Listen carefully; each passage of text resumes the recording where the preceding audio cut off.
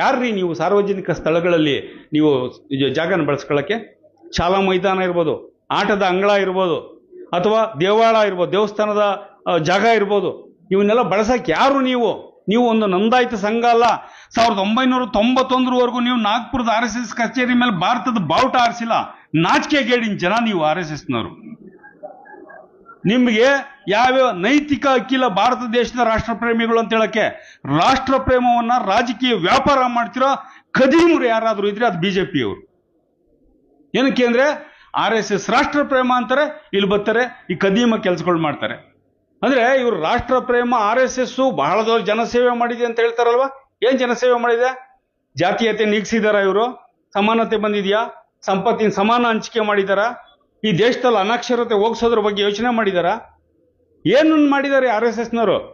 So ಇದ್ರ ಬಗ್ಗೆ ನಾವು ಖಚಿತವಾದ ನಿಲುವಿಟ್ಕೊಂಡು ಅವ್ರು ಮಾತಾಡ್ಲಿ ಅಂತ ಅವ್ರನ್ನ ಒತ್ತಾಯಿಸ್ತೀವಿ, ಆಯ್ತಾ?